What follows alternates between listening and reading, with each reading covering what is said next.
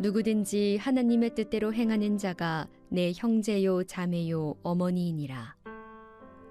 오늘 생명 양식은 마가복음 3장 13절부터 35절까지 말씀입니다.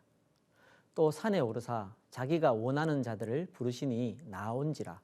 이에 12를 세우셨으니 이는 자기와 함께 있게 하시고 또 보내사 전도도 하며 귀신을 내쫓는 권능도 가지게 하려 하심이르라.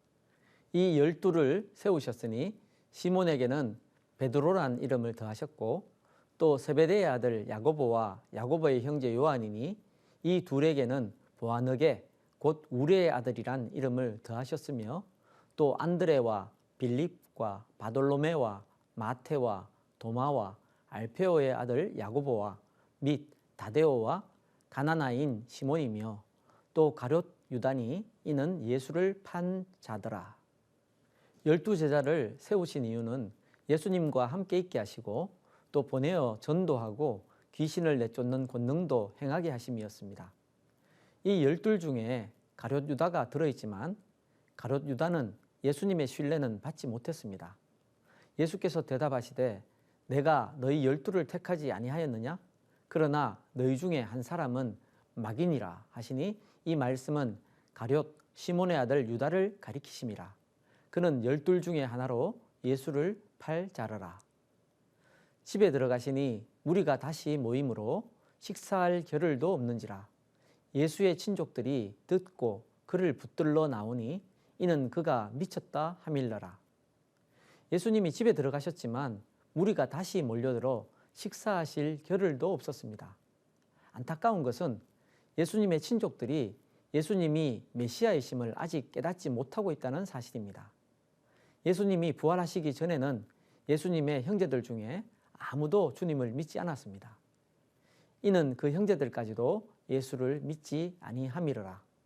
하지만 부활하신 주님이 동생인 야고보에게 나타나셨습니다.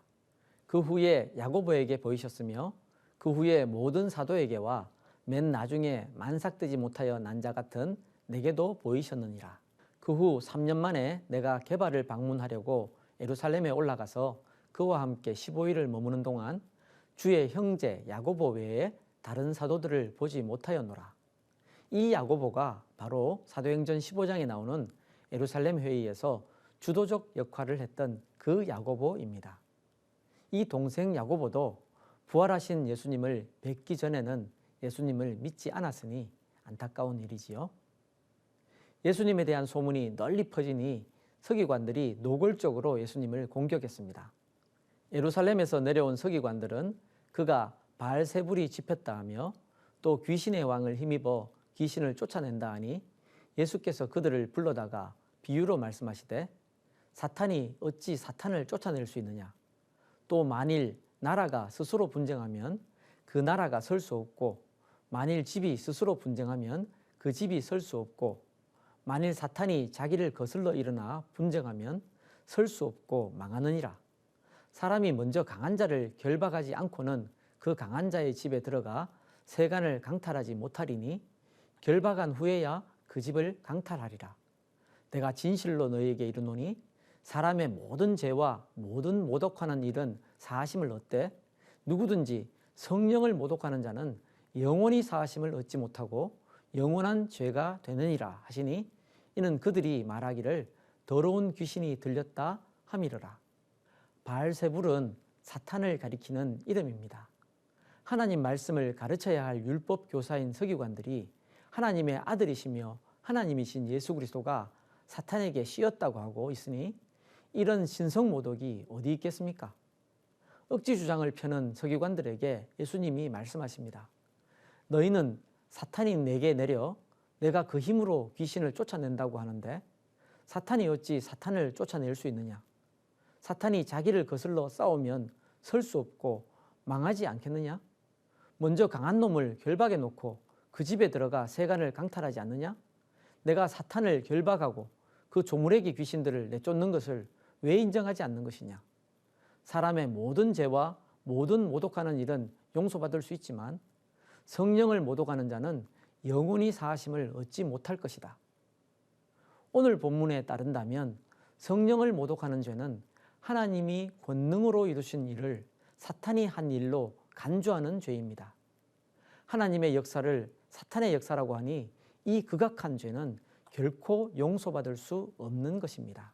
그때 예수의 어머니와 동생들이 와서 밖에 서서 사람을 보내어 예수를 부르니 무리가 예수를 둘러 앉았다가 여짜오되 보소서 당신의 어머니와 동생들과 누이들이 밖에서 찾나이다. 대답하시되 누가 내 어머니이며 동생들이냐 하시고 둘러 앉은 자들을 보시며 이르시되 내 어머니와 내 동생들을 보라. 누구든지 하나님의 뜻대로 행하는 자가 내 형제요 자매요 어머니이니라. 이것은 예수님이 이 땅의 가족 관계를 단절하셨다는 뜻이 아닙니다. 예수께서 자기의 어머니와 사랑하시는 제자가 곁에 서 있는 것을 보시고 자기 어머니에게 말씀하시되 여자여 보소서 아들이니이다 하시고 또 그 제자에게 이르시되 보라 내 어머니라 하신대 그때부터 그 제자가 자기 집에 모시니라. 누구든지 하나님의 뜻대로 행하는 자가 내 형제요 자매요 어머니이니라 라는 말씀이 핵심입니다. 예수를 메시아 즉 그리스도로 믿는 믿음의 공동체, 다시 말해 하나님의 가족 공동체를 강조하고 계신 것입니다. 세상을 살며 우리는 무수한 죄를 짓지만 그 중에 가장 크고 무거운 죄가 예수 그리스도를 믿지 않는 죄입니다. 하나님이 우리를 구원하시기 위해 베풀어 주신 구원의 길을 부정하고 받아들이지 않는 죄이기 때문입니다. 이 구원은 오직 예수 그리스도를 믿음으로만 얻을 수 있습니다. 영접하는 자, 곧 그 이름을 믿는 자들에게는 하나님의 자녀가 되는 권세를 주셨으니 이는 혈통으로나 육정으로나 사람의 뜻으로 나지 아니하고 오직 하나님께로부터 난 자들이니라.